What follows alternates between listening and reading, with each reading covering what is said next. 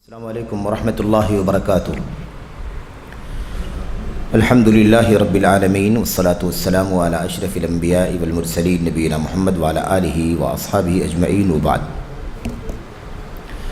جدید مناہج کی حقیقت کے اس حلقے میں، اس سلسلے میں انشاءاللہ تبارک و تعالی آج ہم سوال نمبر 35 اور اس کا جواب پڑھنے جا رہے ہیں، اور جوابات تو ہم پڑھتے ہی ہیں سوالات کے، اور جاننا چاہتے ہیں کہ ہمارے کبار علماء، امت کے لیے مخلص علماء، امت کے حالات پر گہری نظر رکھنے والے علماء، تجربہ رکھنے والے علماء، اسی طرح سے امت کی سعادت اور ایسے ہی ان کی نجات کے لیے خیر خواہ علماء، جن میں ایک بہت ہی زیادہ واضح نام شیخ صالح بن فوزان بن عبداللہ الفوزان حافظہ اللہ کا ہے۔ آخر یہ جوابات تو آ ہی رہے ہیں، لیکن آپ سوالات پڑھ کر کے حیران ہوں گے کہ آخر امت کے حالات کس طرح سے بگڑتے جا رہے تھے، اور آج حالات مزید اسی راہ پر چل رہے ہیں۔ سوال میں ہی بہت ساری چیزیں ہمیں مل جاتی ہیں کہ سوال کرنے والے نے کس پس منظر میں اور کن حالات میں سوال کیا ہے۔ سوال نمبر 35 پڑھ کر کے دیکھیں۔ سائل کہتا ہے، بعض نوجوانوں نے سلف صالحین کی کتابیں پڑھنے سے منہ موڑ لیا ہے۔ بعض نوجوانوں نے سلف صالحین کی کتابیں پڑھنے سے منہ موڑ لیا ہے، یعنی سلف کی کتابیں نہیں پڑھنا چاہتے، اعراض کرتے ہیں۔ پرانا ہو گیا ہے نا، وہ سلف کی کتابیں کیا ہو گئی ہیں؟ پرانی ہو گئی ہیں۔ اب آدمی دنیا کی نئی ترقیات کو دیکھ رہا ہے تو وہ دین کو بھی نئے انداز میں دیکھنا چاہتا ہے، اور جیسے دنیاوی چیزیں وجود میں آتی ہیں اور اس کو جدید دور، جدید حالات کے مطابق ڈھالا جا رہا ہے، ایسے ہی لوگ چاہتے ہیں کہ دین بھی جو پرانا ہے اسے نہ پڑھا جائے، اس سے رابطہ نہ رکھا جائے، اس سے دلچسپی نہیں رکھتے ہیں۔ لوگ چاہتے ہیں کہ کچھ نیا ہونا چاہیے، پرانا ہے، برسوں سے ہم اس کو پڑھ رہے ہیں، دیکھ رہے ہیں، سن رہے ہیں، اب اس میں لذت سی نہیں رہتی۔ یہی سوچ آگے دیکھیں تو سلف کی کتابیں پڑھنے سے منہ موڑ لیا ہے، جن سے عقیدے کی اصلاح ہوتی ہے۔ بہت اہم بات یہ ہے کہ سلف کی کتابوں میں عقیدہ ایک دم ستھرا، روشن، شیشے کی طرح شفاف اور خالص کتاب سنت کی روشنی میں سلف امت نے اپنی کتابوں کے اندر عقیدہ نوٹ کیا ہے، عقیدہ جمع کیا ہے، لکھا ہے۔ تو اب ہمارے بعض نوجوان جو ہیں وہ سلف کی کتابیں ہی نہیں پڑھنا چاہتے ہیں جس میں عقیدے کی اصلاح ہوتی ہے۔ اس میں ایک بات سمجھ میں آتی ہے آپ کو کہ عقیدہ ماضی میں ہمارے اسلاف کے یہاں خالص تھا، کھرا تھا، صاف ستھرا تھا، بعد میں بگاڑ آتا گیا تو بگاڑ کی اصلاح کرنے کے لیے ہمیں اپنے اسلاف کی طرف لوٹنا ہوگا۔ ہمارے اسلاف کا عقیدہ کیا تھا؟ قرآن کریم کی، سنت کی دلیلوں سے عقیدہ کیسے انہوں نے سمجھا اور کیسے اس عقیدے پر وہ رہے۔ تو ظاہر ہے کہ ہمیں بھی ان فساد کے دور میں، فساد کے زمانوں میں اپنے عقیدوں کی اصلاح کرنے کے لیے اپنے اسلاف کی کتابوں کو ہی پڑھنا پڑے گا، لیکن نوجوان اس سے دوری اختیار کر رہے ہیں۔ جیسے ابن ابی عاصم رحمۃ اللہ علیہ کی کتاب السنہ لابن ابی عاصم، ظلال الجنہ کے عنوان سے امام البانی رحمۃ اللہ علیہ نے اس کی تخریج بھی کی ہے۔ ظلال الجنہ فی تخریج احادیث کتاب السنہ۔ تو کتاب جو ہے، کتاب السنہ جو ہے، یا السنہ نام کی جو کتاب ہے، اس کے اندر عقیدہ الحمدللہ، مثال کے طور پر، یہ بطور مثال ہے، ایسا نہیں کہ کتاب السنہ ہی عقیدے کی کتاب ہے، بطور مثال، فار ایگزامپل ہے بس یہ کہ جیسے مثال کے طور پر لوگ ابن ابی عاصم کی کتاب السنہ نہیں پڑھنا چاہتے، اور اس جیسی دیگر کتابیں جو اہل سنت و جماعت کا منہج بیان کرتی ہیں۔ تو عقیدہ اور منہج سے متعلق سلف کی جو کتابیں ہیں ہمارے بعض نوجوان اس دور میں نہیں پڑھتے ہیں، کرتے کیا ہیں؟ اور سنت و اہل سنت اور بدعت و اہل بدعت کے سلسلے میں ان کا موقف واضح کرتی ہیں۔ یہ بہت اہم چیز ہے۔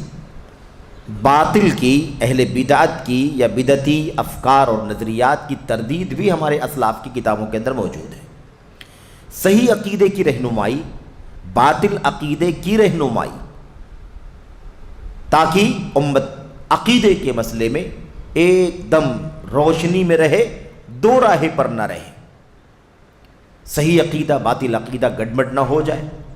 ہمارے اسلاف نے اپنی کتابیں اس انداز سے کتاب و سنت کے دلائل کی روشنی میں لکھی ہیں کہ صحیح عقیدہ بھی بیان کیا ہے اور باطل عقائد کی تردید بھی کیا ہے، سنت بیان کیا ہے، بدعت کی تردید کی ہے، اہل سنت کی نشاندہی کی ہے، اہل بدعت کی نشاندہی کی ہے۔ اور انشاءاللہ تبارک و تعالیٰ اس میں بھی کچھ چیزیں آئیں گی، اور زیادہ باتیں وہ انشاءاللہ اس میں آئیں گی۔ جو یہ سلف صالحین کے اقوال ہیں نا، اس میں انشاءاللہ بہت تفصیل سے بات آئے گی کہ کیسے بدعت اور اہل بدعت کی آپ شناخت کر سکتے ہیں۔ جو ان علماء کا، ائمہ کا، تابعین کا اور ان سے پہلے صحابہ کا، جو ان تابعین کو سے رابطہ رکھے، ان سے محبت کرے، سمجھ لو کہ وہ سنی ہے۔ جو ان سے دشمنی رکھے، سمجھ لو کہ وہ بدعتی ہے۔ جو ان فلاں فلاں فلاں فلاں ائمہ کو محبت سے یاد کرتا ہو وہ سنی ہے، اور جو ان سے دشمنی رکھتا ہو وہ بدعتی ہے۔ ایسی شناخت الحمدللہ امت کے علماء نے بتلائی ہے۔ تو جس بنیاد پر ان کے نام لیے گئے ہیں وہی بنیاد آج بھی دیکھی جائے گی، وہی بنیاد مستقبل میں بھی دیکھی جائے گی، تا قیامت دیکھی جائے۔ تو بہرحال سنت و اہل سنت اور بدعت و اہل بدعت کے سلسلے میں ان کا موقف واضح کرتی ہیں۔ ان کتابوں کو نہیں پڑھنا چاہتے۔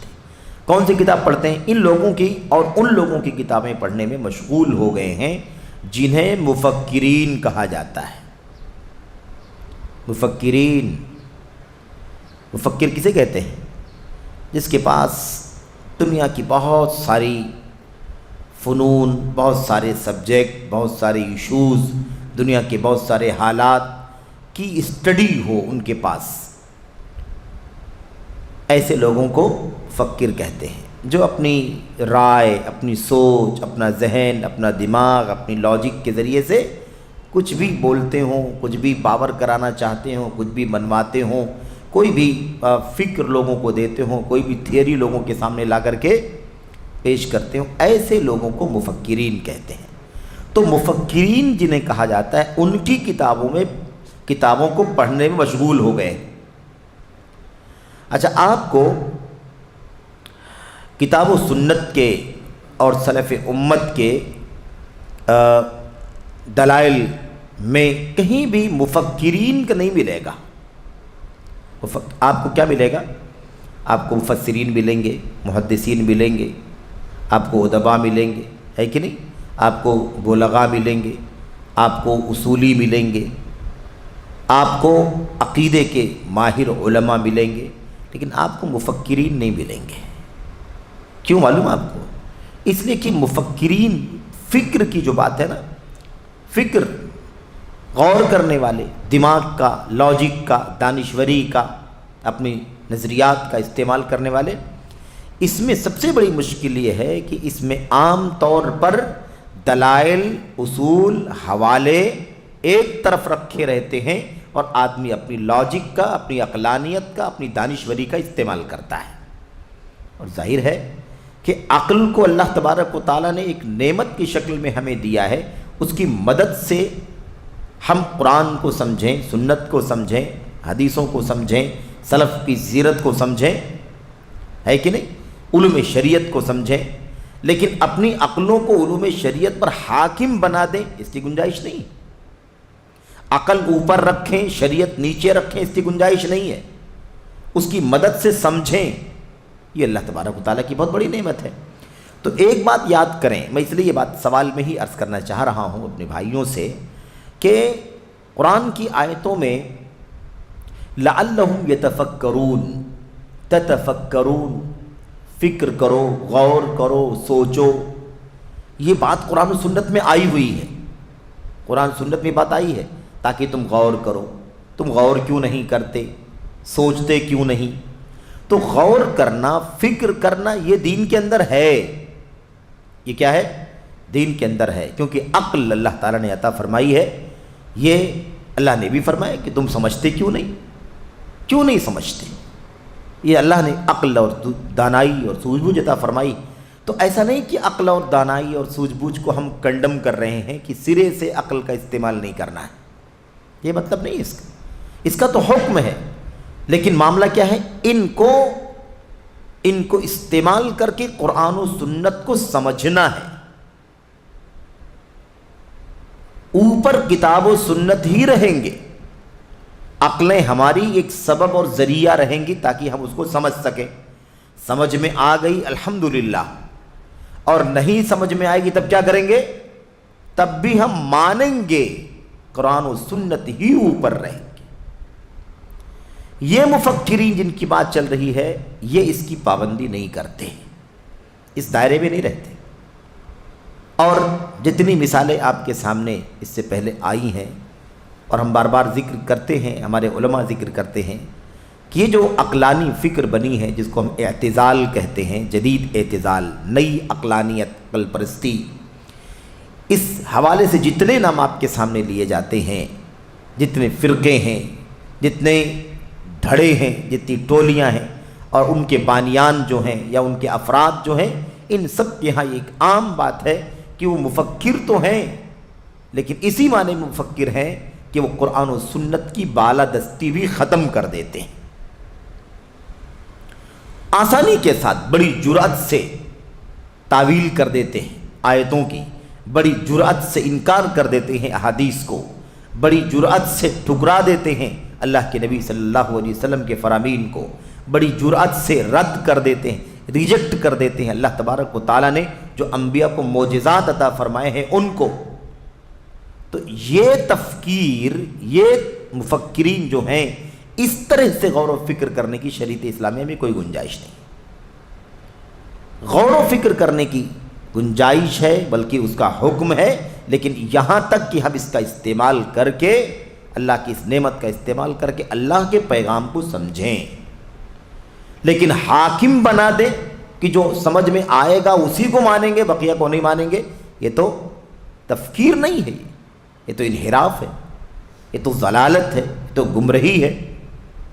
تو یہ بڑا خطرناک مسئلہ ہے. جو بات چل رہی ہے وہ اسی بات کی اسی کا تذکرہ چل رہا ہے.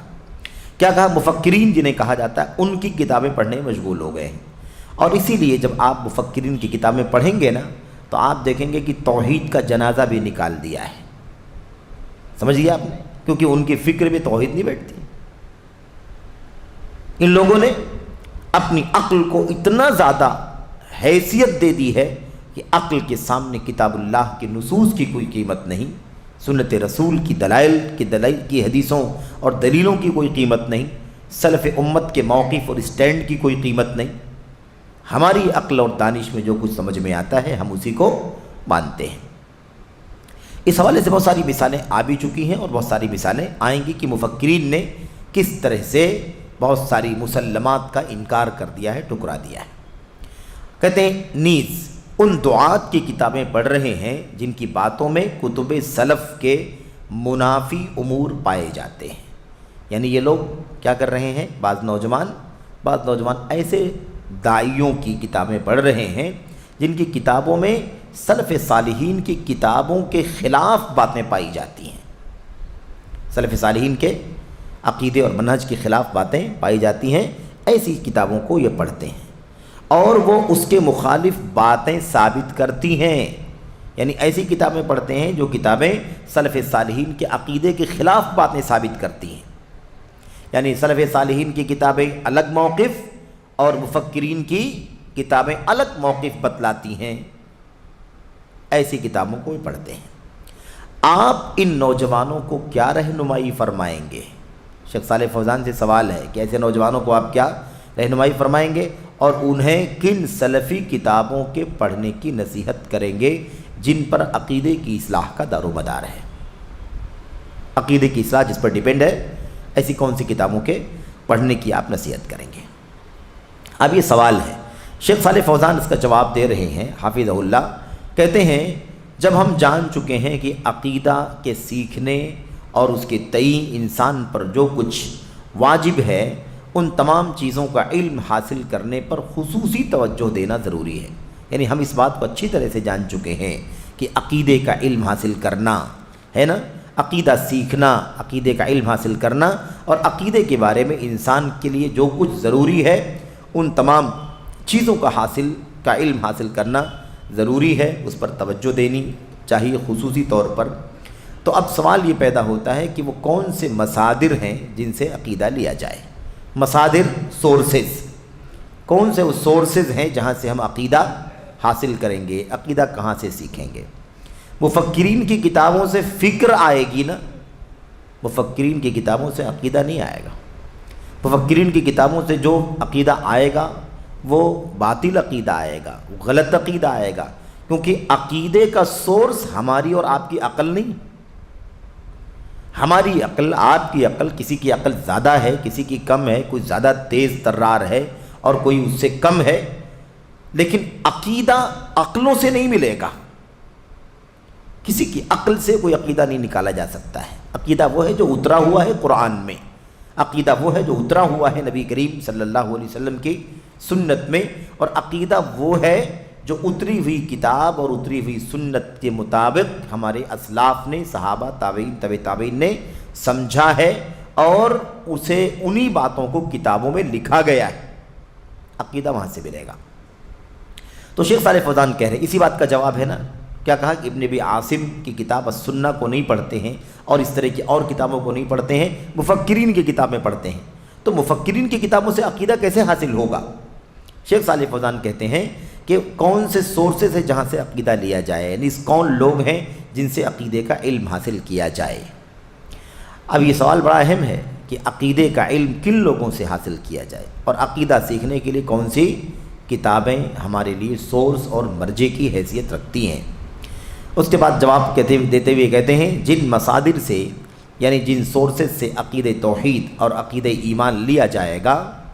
عقید توحید اور عقید ایمان کہا ہے نا، اس میں شبہ نہیں ہونا چاہیے، اس سے پہلے بات آ چکی ہے شاید کہ دیکھیے جب ہم ایمان کہتے ہیں ہے نا یا عقیدہ کہتے ہیں تو عقیدہ اور ایمان میں 6 ارکان سب کے سب شامل ہوتے ہیں۔ تو عقیدہ یعنی اللہ کے بارے میں عقیدہ، فرشتوں کے بارے میں عقیدہ، کتابوں کے بارے میں عقیدہ ہے کہ نہیں، ایسے ہی رسولوں کے بارے میں عقیدہ، آخرت کے بارے میں عقیدہ، تقدیر کے بارے میں عقیدہ۔ یہی بات ایمان کی ہے، اللہ کے بارے میں ایمان ہے کہ نہیں، فرشتوں کے بارے میں پر کیسے ایمان رکھیں، رسولوں پر ایمان، کتابوں پر ایمان کیسے رکھیں، آخرت پر، تقدیر پر وغیرہ۔ جب ہم توحید کہتے ہیں تو ہم پہلے رکن کی بات کرتے ہیں۔ عقید توحید مطلب پہلا والا الایمان باللہ، اللہ تبارک، توحید فرشتوں کے لیے تھوڑی نہ توحید کتابوں کی ہے، نہ توحید رسولوں کی ہے، نہ توحید، بلکہ توحید کس کی ہے؟ اللہ تبارک و تعالیٰ کی ہے۔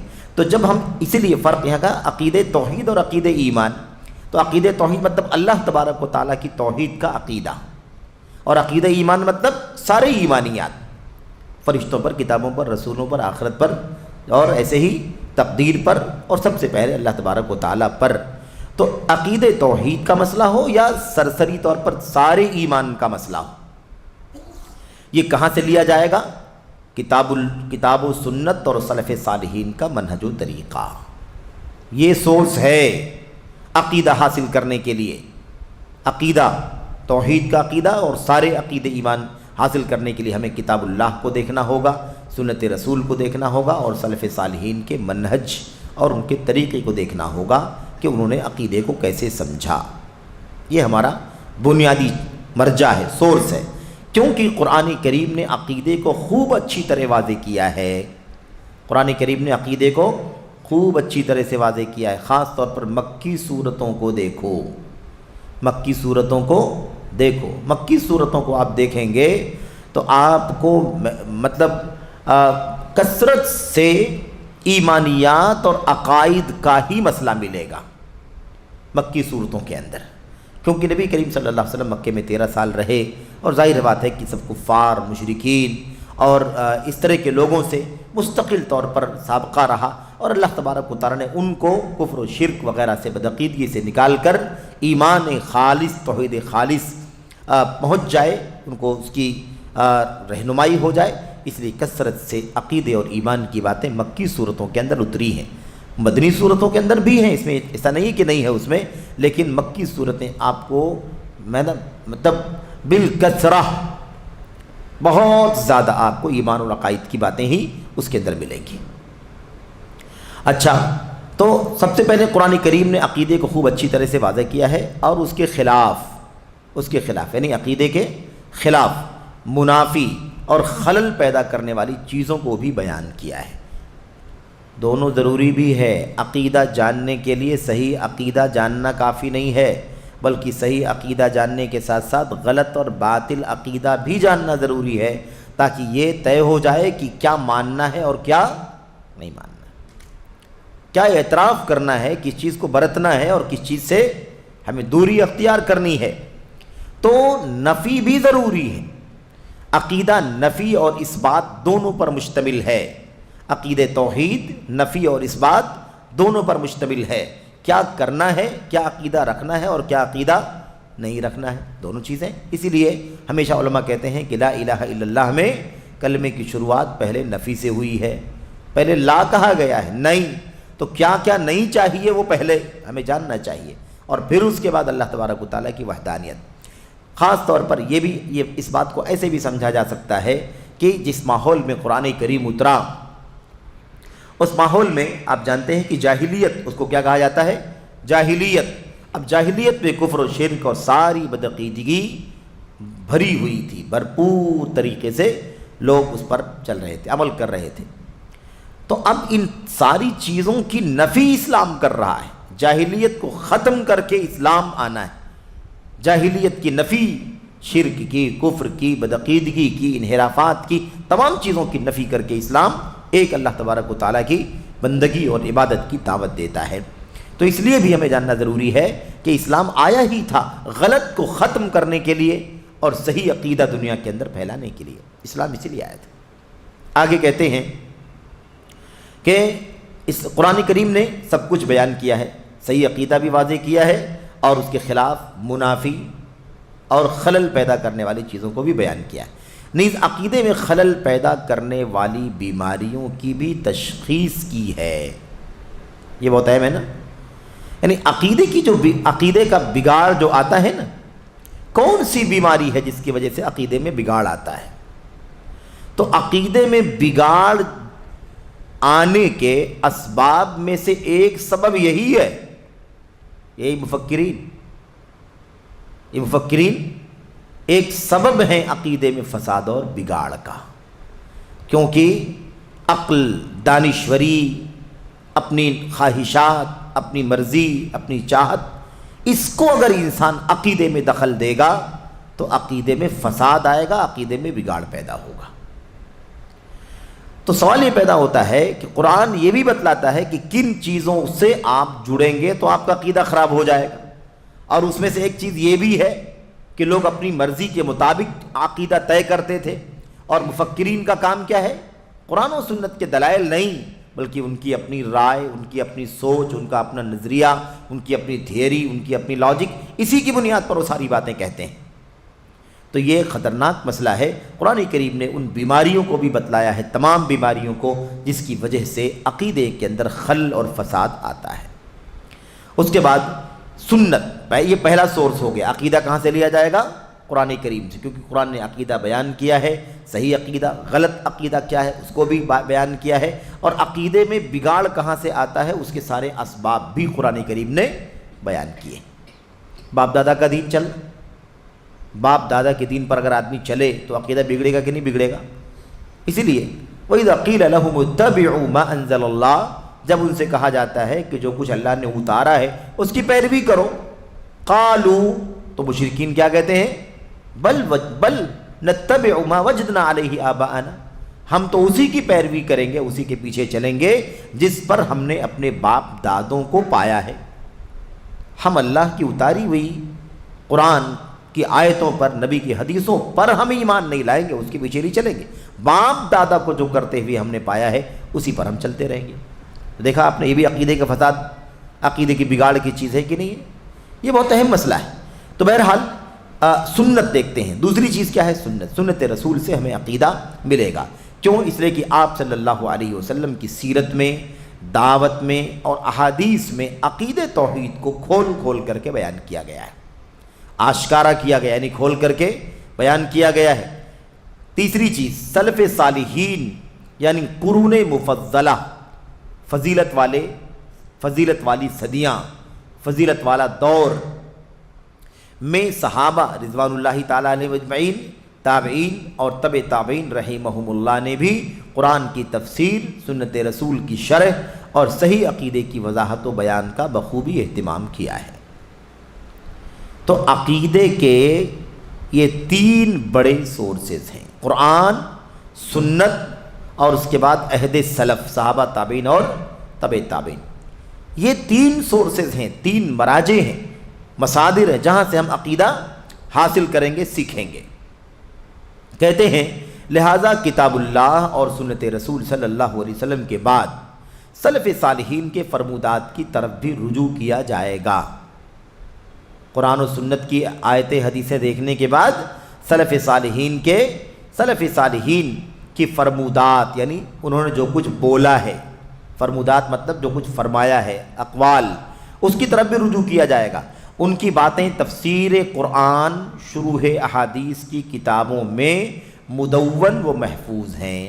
یعنی ہمارے اسلاف صحابہ کی باتیں ہمیں کہاں ملیں گی؟ ہم کہتے ہیں نا صحابہ کے اقوال، صحابہ کے فرمودات، تو صحابہ کے فرمودات کہاں ملیں گے؟ صحابہ کے اقوال کہاں ملیں گے؟ تابعین کے اقوال کہاں ملیں گے؟ ان کے فرمودات کہاں ملیں گے؟ تبع تابعین کے اقوال اور فرمودات ہمیں کہاں ملیں گے؟ کہتے ہیں تفسیر قرآن اور شروح احادیث کی کتابوں میں مدون ہیں، لکھے ہوئے ہیں۔ قرآن کی تفسیر کی جو کتابیں ہیں اور حدیث کی شرح کی جو کتابیں ہیں، ان کے اندر وہ ساری کی ساری باتیں، ہمارے سلف کے اقوال وغیرہ سب موجود ہیں۔ اور جیسا کہ یہ آپ دیکھ رہے ہیں نا کہ الحمدللہ علماء نے اس کو وہاں سے نکال کر کے مستقل کتاب کی شکل میں بھی سلف کے اقوال کو اکٹھا کیا ہوا ہے۔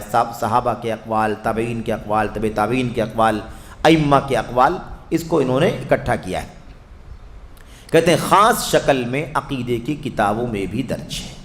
ایک تو قرآن کی تفسیر میں، احادیث کی شروع میں یہ اقوال ملیں گے ہم کو صحابہ، تابعین، تبع تابعین کے، اور اس کے علاوہ مستقل کتابیں بھی لکھی گئی ہیں۔ جیسے مثال کے طور پر مشہور جو کتابیں ہیں سلف کے اقوال کے سلسلے میں، وہ مصنف ابن ابی شیبہ ہے، مصنف عبد الرزاق ہے۔ یہ بڑے مراجع میں ہیں، بڑے سورسز میں سے یہ بڑے سورس ہیں جہاں سے ہمیں سلف کے اقوال ملیں گے۔ کسی بھی مسئلے میں آپ کو اقوال اس کے اندر ملیں گے۔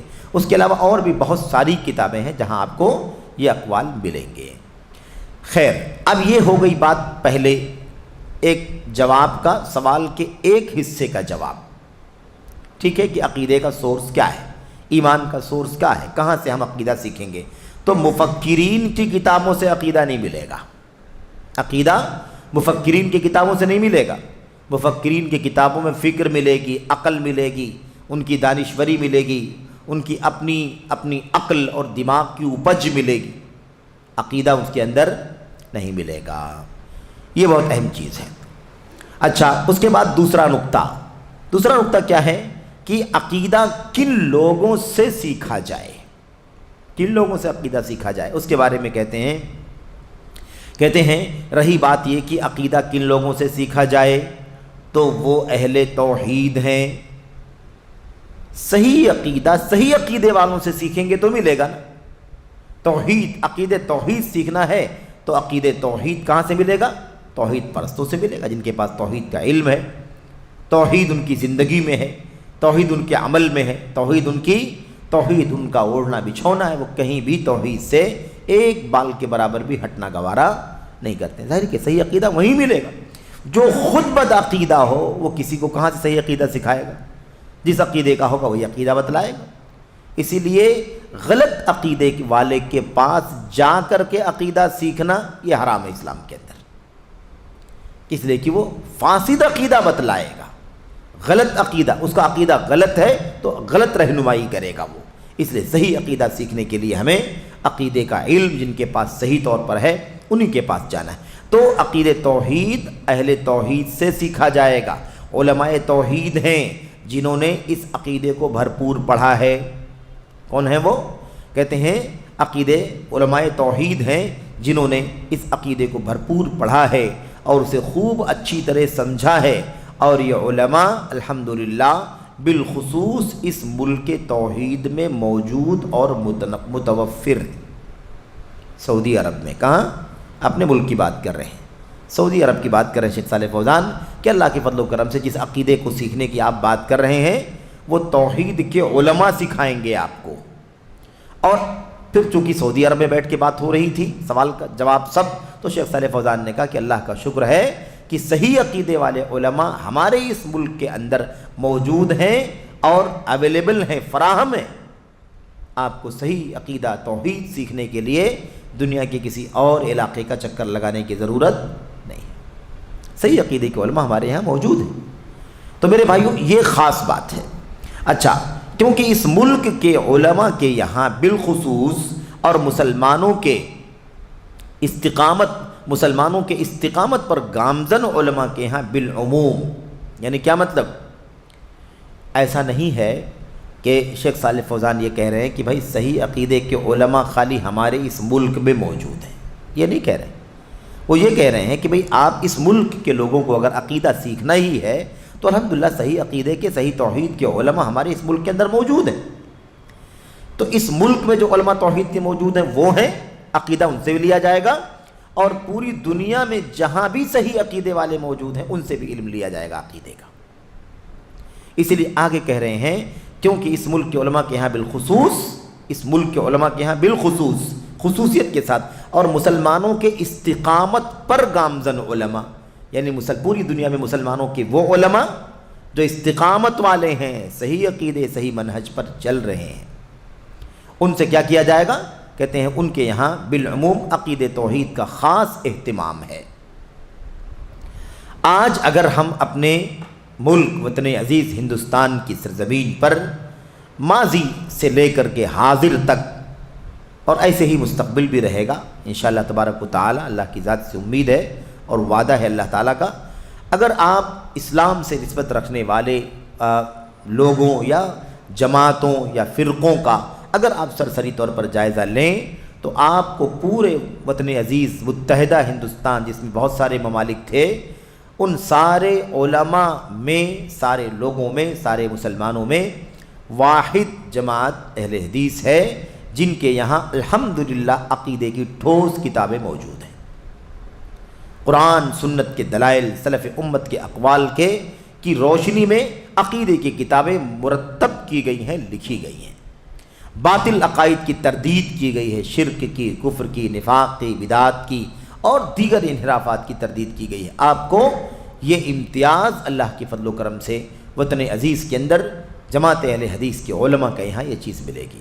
بقیہ جو دیگر بہت ساری جماعتیں، بہت سارے فرقے ہیں، اگر ان کی کتابیں آپ اٹھا کر کے دیکھیں، اور یہ کوئی نظریاتی بات نہیں میں کہہ رہا ہوں، بات میں کہہ رہا ہوں، آپ کے سامنے عرض کر رہا ہوں، لیکن چیز نظریاتی نہیں ہے، پریکٹیکل ہے۔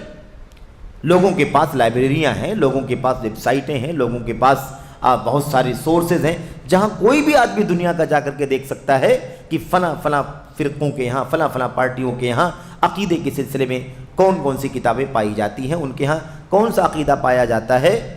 کتابوں میں جو کچھ عقیدہ بیان کیا گیا ہے وہ عقیدہ کون سا عقیدہ ہے؟ کیا وہ خالص توحید کا عقیدہ ہے یا اس کے اندر شرک کی ملاوٹ ہے، اس کے اندر اللہ تبارک و تعالیٰ کے حق توحید کے ساتھ خلل موجود ہے؟ اللہ تعالیٰ کے بندگان، اللہ کے اولیاء، اللہ کے صالحین، اللہ کے انبیاء، پیغمبران کو اللہ تبارک و تعالیٰ کی حق کی بندگی کے اندر کسی نہ کسی طرح سے شامل کیا گیا ہے۔ اور آپ نے سنا ہوگا ماضی قریب کے اندر ابھی جو مجمع ملک فہد یعنی شاہ فہد قرآن پرنٹنگ پریس جو کمپلیکس ہے مدینہ منورہ کے اندر، اور میرے عزیزوں، ساتھیوں، بھائیوں، آپ کو علم ہو کہ دنیا کا سب سے بڑا پرنٹنگ پریس ہے، وہ 2.5 لاکھ اسکوائر میٹر پر پھیلا ہوا ہے، اور یہ پرانی بات بتا رہا ہوں، اس وقت اور بہت بڑے پیمانے پر اس کی توسیع کا کام بھی چل رہا ہے۔ تو 2.5 لاکھ اسکوائر میٹر پر پھیلا ہوا، جہاں پورا سیٹ اپ موجود ہے الحمدللہ۔ تو بہرحال میں یہ کہہ رہا تھا کہ عقید توحید کا جو خاص اہتمام ہے وہ الحمدللہ پایا جاتا ہے، وہ سعودی عرب کے علماء کے اندر پایا جاتا ہے، اور ہندوستان میں جو عقید توحید یعنی خالص علماء توحید، علماء اہل حدیث کے یہاں اور اس جماعت کے یہاں الحمدللہ یہ عقیدہ خالص پایا جاتا ہے۔ کنگ فہد کمپلیکس سے پچھلے چند سالوں پیشتر، تقریباً جس کی مدت 10 سال 12 سال ہوگی یا اس سے زیادہ کم بیش ہوگی، ایک قرآن کا اردو ترجمہ شائع ہوا تھا، ایک قرآن کا اردو ترجمہ شائع ہوا تھا۔ ابھی اس وقت جو اس کمپلیکس سے قرآن اردو ترجمے کے ساتھ شائع ہوا ہے وہ مولانا محمد جونا گڑھی رحمۃ اللہ علیہ کا ترجمہ ہے، اور اس پر حافظ صلاح الدین رحمۃ اللہ علیہ کے حواشی اور تفسیر یا تفسیری حواشی اس کے اوپر موجود ہیں۔ اس سے پہلے جو ترجمہ قرآن اردو میں شائع ہوا تھا وہ شاہ رفیع الدین صاحب کا اور ان کے ساتھ ایک اور صاحب ہیں ان کا تھا، وہ مجمع ملک فہد یعنی شاہ فہد کمپلیکس سے وہ قرآن شائع ہو گیا ترجمے کے ساتھ، اور جیسے ہی وہ مارکیٹ میں عام ہوا، لوگوں کے سامنے آیا، تو دیکھا گیا کہ سورہ فاتحہ کی تفسیر میں ہی عقیدے کا خلل موجود ہے۔ یہ ایک مثال میں اس لیے عرض کرنا چاہتا ہوں کیونکہ یہ مثال عالمی مثال بن چکی ہے، پوری دنیا اس سے واقف ہے الحمدللہ، اردو دنیا، اور اردو دنیا سے ہم بات کر رہے ہیں۔ تو یہ ایک بہت عجیب و غریب بات ہے کہ اس ترجمے کے اندر جہاں ایاک نعبد و ایاک نستعین آیت کریمہ ہے، ہم تیری ہی عبادت کرتے ہیں، یقیناً ہم تیری ہی عبادت کرتے ہیں اور ہم تجھی سے مدد چاہتے ہیں، استعانت تجھ سے ہی کرتے ہیں، بندگی تیری ہی کرتے ہیں۔ یہ ترجمہ بھی لکھا ہوا ہے نیچے، اور کنارے حاشیے میں لکھا ہوا ہے کہ اس آیت کریمہ سے جس میں یہ کہا جا رہا ہے کہ ہم تجھ سے ہی مدد مانگتے ہیں، یہ آیت کریمہ جو کچھ بھی یہاں پر ترجمہ اس کا ہم پڑھ رہے ہیں، یہ آیت کریمہ اس سے نہیں روکتی ہے کہ ہم اولیاء اور صالحین سے بھی مدد مانگیں۔ اس سے اولیاء اور صالحین سے مدد مانگنا منع نہیں نکلتا، مانگا جا سکتا ہے ان سے بھی۔ اس کے ساتھ وہ ترجمہ چھپ گیا، اور آپ جانتے ہیں کہ شاہ فہد کمپلیکس سے جب کوئی چیز شائع ہوتی ہے تو وہ 10-20 ہزار کی تعداد میں نہیں شائع ہوتی، ملینز میں شائع ہوتی ہے، 10 لاکھ 20 لاکھ 30 لاکھ 40 لاکھ اس سے زیادہ شائع ہوتی ہے، اور اعلیٰ معیار ہر اعتبار سے، ظاہری معنوی ہر اعتبار سے۔ بہرحال وہ شائع ہو گئی دنیا کے اندر، جب وہ عام ہوئی تو لوگوں نے ساری دنیا کے خطے سے گوشے گوشے سے قرآن کمپلیکس کو اور اس کے ذمہ داروں کو خط لکھ کر کے اس غلطی کو واضح کیا کہ دیکھیے اگر کوئی فقہی مسئلے کی بات ہوتی تو اسے نظر انداز کیا جا سکتا تھا، یہ عقید توحید کا مسئلہ ہے، اور سورۃ الفاتحہ کے پہلے صفحے پر یہ عقیدے کی بدعقیدگی، عقیدے کا انحراف، عقیدے کا خلل موجود ہے۔ اس قرآن کریم کے ترجمے کو کس بنیاد پر شائع کیا گیا؟ کس بنیاد پر شائع کیا گیا میرے بھائیوں؟ اس کے بعد اللہ کے فضل و کرم سے وہاں کے جو ذمہ داران تھے انہیں بہت حیرت ہوئی، اور اس پر نہیں حیرت ہوئی کہ یہ قرآن کریم کا ترجمہ چھپ گیا، اس سے زیادہ حیرت اس بات پر ہوئی کہ وہ کیسے علماء ہیں، کس عقیدے کے علماء ہیں جنہوں نے اس ترجمے کو چھاپنے کے لیے کمپلیکس کو ریکمینڈ کیا تھا اور ان کو مشورہ دیا تھا کہ اس ترجمے کو شائع کر دیا جائے تاکہ اردو دنیا اس سے فائدہ اٹھائے۔ وہ علماء تھے چند لوگ جن کے عقیدے میں خلل موجود ہے، جن کے افکار میں خلل موجود ہے، جن کے یہاں انحراف ہے عقیدے کا، منہج کا۔ ایسے چند علماء نے سعودی حکومت کو اور قرآن پرنٹنگ پریس کمپلیکس جو مدینہ کے اندر موجود ہے اس کے ذمہ داروں کو میرے بھائیوں یوں کہہ سکتے ہیں کہ انہیں ایک طرح سے دھوکہ دیا، کیونکہ حقیقت نہیں بتائی، حقیقت پر پردہ ڈالا، اور بدعقیدگی کے باوجود کہا کہ یہ سب سے بہترین ترجمہ ہے جسے شائع کیا جانا چاہیے تاکہ دنیا کے لوگ جو اردو زبان جاننے والے، پڑھنے والے، بولنے والے وہ اس سے فائدہ اٹھائیں۔ تو دیکھا آپ نے ایک مثال سے اس لیے ذکر کر دے گی، حالانکہ بہت ساری مثالیں آئیں گی اور آتی رہیں گی کہ آپ سوچیں کہ عقیدہ کہاں سے لیا جائے گا، کن علماء سے لیا جائے گا۔ اب آپ سوچئے کہ اس ترجمے کے لکھنے والے علماء، کیا ان سے عقیدہ لیا جا سکتا ہے؟ اس ترجمے قرآن کے چھاپنے کے لیے ریکمینڈ کرنے والے علماء جو تھے، اور ہو سکتا ہے ان میں سے کچھ لوگ ابھی ہوں، کیا ان سے عقیدہ لیا جا سکتا ہے؟ ان سے عقیدہ پڑھا جا سکتا ہے؟ کس بنیاد پر؟ سورۃ الفاتحہ، آپ سوچیں سورۃ الفاتحہ میں خلل موجود، اسی کے ترجمے کے اندر شرک کی دعوت دی جا رہی ہے، اور اس کے بعد جب اس قرآن کریم کے ترجمے کی اشاعت کو روک دیا گیا، کمپلیکس نے اس کو بین کر دیا، اور جہاں تک نسخے پہنچے تھے وہاں سے منگوا لیا، جو پہنچ چکے تھے بہرحال وہ تو پہنچ چکے تھے، لیکن اس کے بعد آئندہ اس کی چھپائی، اس کی پرنٹنگ کو روک دیا گیا، اور اس کی جگہ پر پھر رائے مشورے کے بعد الحمدللہ یہ ترجمہ اصل البیان کے نام سے جو شائع ہوتا ہے یہ شائع ہونے لگا، اور الحمدللہ آج بھی شائع ہو رہا ہے۔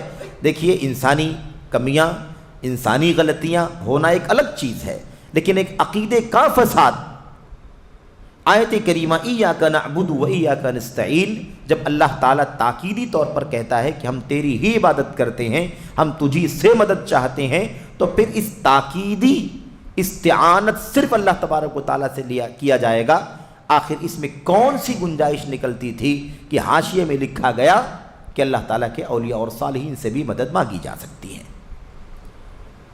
تو کوئی غلطی ہو جانے کا مسئلہ نہیں تھا کہ غلطی ہو گئی، چوک ہو گئی، خطا سرزد ہو گئی، ایسا مسئلہ نہیں تھا، بلکہ وہ ایک عقیدہ ہے فاسد، جو عقیدہ ان کے یہاں پایا جاتا ہے، اور اسی کو پوری جرات کے ساتھ تفسیر کے اندر لکھا گیا، اور پوری جرات کے ساتھ لوگوں نے ریکمینڈ کیا، اور اس کے بعد کمپلیکس سے، شاہ فہد کمپلیکس سے وہ قرآن کریم کا ترجمہ ملینز میں شائع ہو گیا۔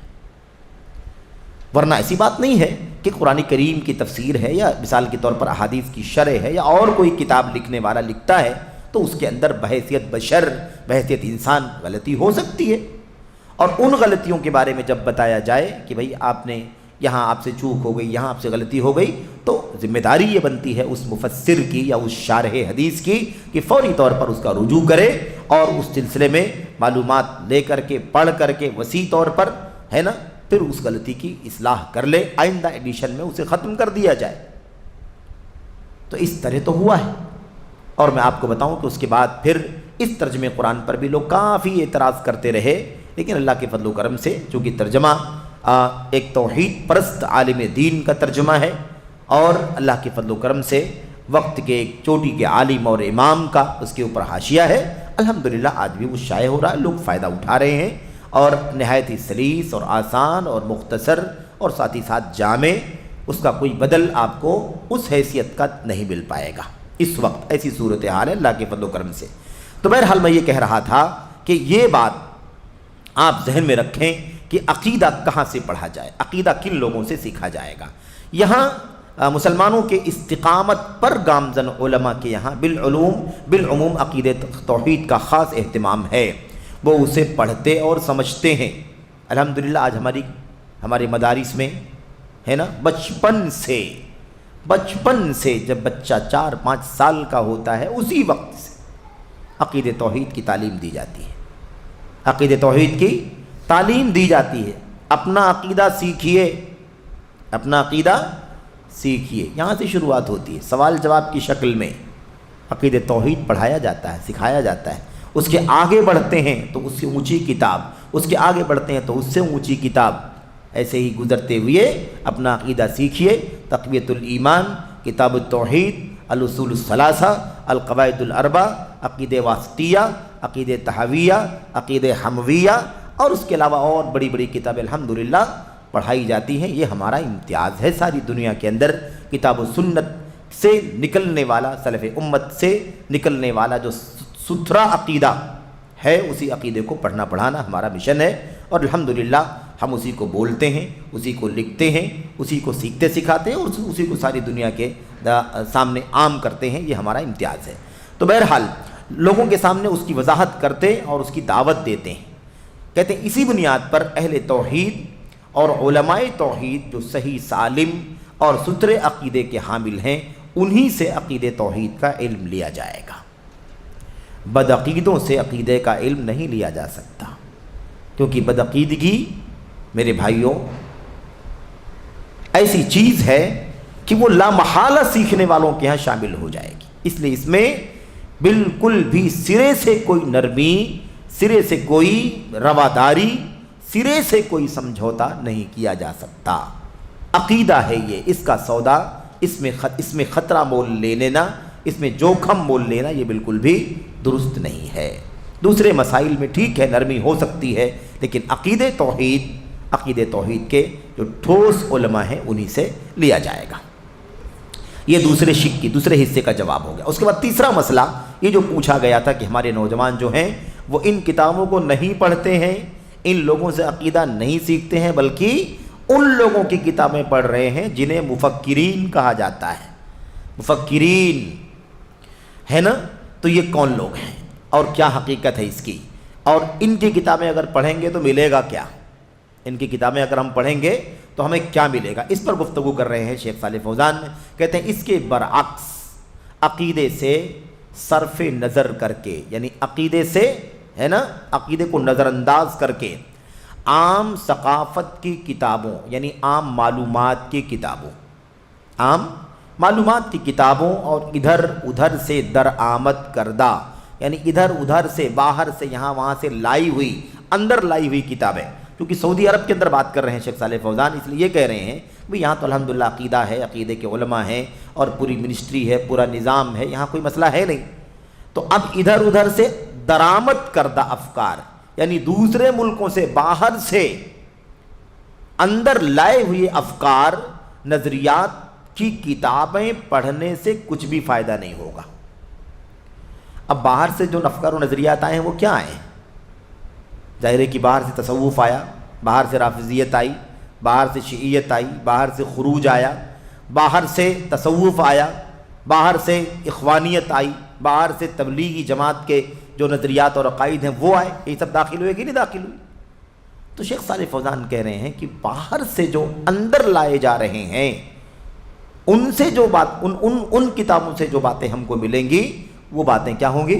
عقیدے کے فساد کی باتیں ہوں گی، اور ان کتابوں کو پڑھنے سے کوئی فائدہ نہیں ہوگا، اور ساتھ میں نقصان ہوگا۔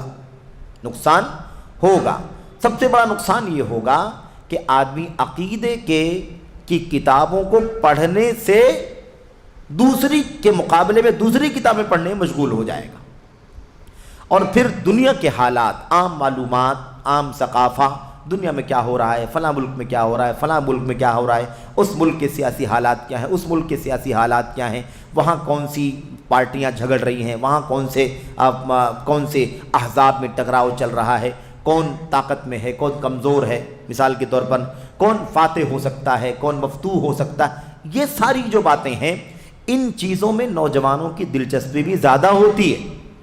تو سب سے بڑا نقصان یہ ہوگا کہ اس میں بزی ہو جائے گا تو اس کی طبیعت اس میں نہیں لگے گی، عقیدہ صحیح کرے، عقیدہ پڑھے، صحیح عقیدہ کیسے اس کا ہونا چاہیے، اس میں اس کو دلچسپی نہیں لگے گی۔ پھر کیا ہو جائے گا؟ وہ ہوگا جو لوگوں نے اپنی کتابوں میں لکھا ہے کہ عقیدے کی کتابوں میں صرف آیتیں حدیثیں لکھی ہوئی ہیں، اس کے اندر تو نصوص ہیں، احکام بتائے جا رہے ہیں، اس کے اندر دنیا کی ایران توران کی باتیں نہیں بتائی جاتی ہیں۔ یہ معاملہ پیدا ہو جائے گا، اور پھر ظاہر سی بات ہے کہ اس میں کوئی دلچسپی نہیں لگے گی نا ان کو۔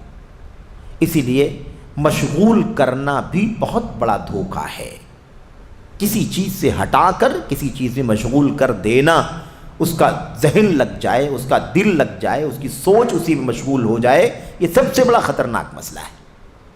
اسی لیے یہ چیز بڑی خطرناک ہے کہ آدمی جو ہے وہ خاص طور پر نوجوان جو ہیں وہ عقیدے کی کتابوں کو پڑھنے کے بجائے دنیاوی ثقافت، دنیا کے حالات اور سیاست اور مسائل اور جھگڑے، انتشار ہے نا، ان چکروں میں پڑ جائیں، یہ سب سے زیادہ خطرناک ہے۔ تو کہتے ہیں ان کتابوں کو پڑھنے کا کوئی فائدہ نہیں ہوگا۔ کہتے ہیں اس کی مثال ویسے ہی ہے جیسے کسی کہنے والے نے، ایک خاتون نے اپنے شوہر کی حالت بیان کرتے ہوئے کہا تھا، صحیح بخاری وغیرہ کی روایت ہے، صحیح بخاری وغیرہ کی مشہور روایت ہے، اور اس روایت میں خیر تفصیلی باتیں ہیں بہت ساری۔